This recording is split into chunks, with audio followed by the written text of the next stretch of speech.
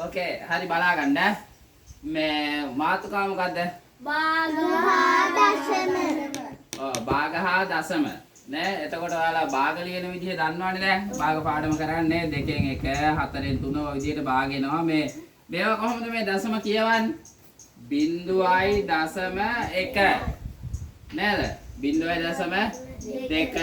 0.3 ඒ විදිහට කියවන්නේ. මේව සංඛ්‍යා දෙකක් තියෙනවා නම් කියවන්නේ 0.25. පැහැදිලි නේ 0.25 කියන්නේ නැහැ 25 කියන්නේ නැත්නම් ඒක පූර්ණ සංඛ්‍යාවක් නෙමෙයිනේ නේද 0.25 0.5යි බිංදුව ඒ විදිහට මේ බලන්න දැන් අපිට මුලින්ම ප්‍රශ්නේ තියෙන්නේ දශම භාග ලෙස ලියන්න තියෙන්නේ මේක හරිම ලේසි දශම භාග ලෙස ලියන්න තියෙන්නේ මේ වැඩේ හරිම ලේසි මේ බලන්න 0.1 කියන එකේ දශම තිතට දකුණු පැත්තේ තියෙන්නේ එක ඉලක්කමයි ඒ නිසා අපි හරය විදිහට ගන්නවා 10 යටට ගන්න කීයද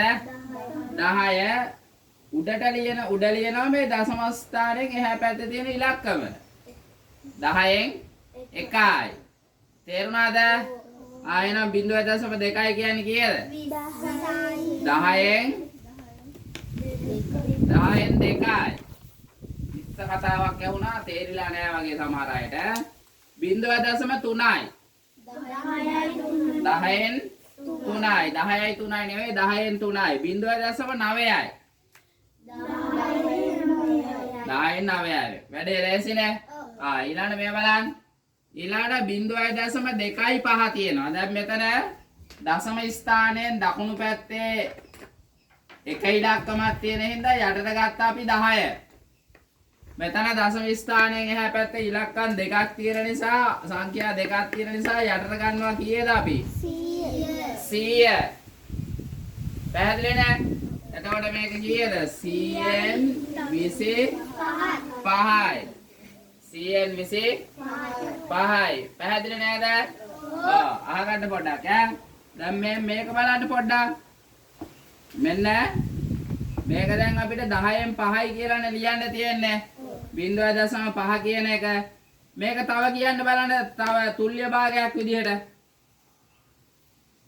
සමාන භාගයක් විදිහට පාඩම අහගෙන හිටියා නම් තේරෙනවා ටක් ගාලා 0.5 කියන එක 10න් 5යි අපි දැන් තුල්්‍ය භාග ඉගෙන ගත්තා තුල්්‍ය භාග කියන්නේ සමාන භාග මේ බලන්න 5ට 5 ඒවා 1යි 10ට 5 ඒවා 2යි 2න් 1යි තේරුණාද මම මේ කියන එක පැහැදිලි නේද එහෙනම් 0.5යි කියන්නේ හරියටම භාගයයිනේ ඔන්න එක 10න් 5යි කියලා ලියන්නත් පුළුවන් 2න් 1යි කියලා ලියන්නත් පුළුවන් ඊළඟ මෙතන බලන්න 100න් 25යි කියන එක 25ට 25 ඒවා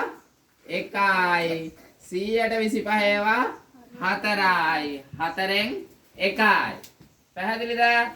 මේක කීයද එහෙනම් 100න් 50යි නැත්තම් 2න් 1යි මේක මේ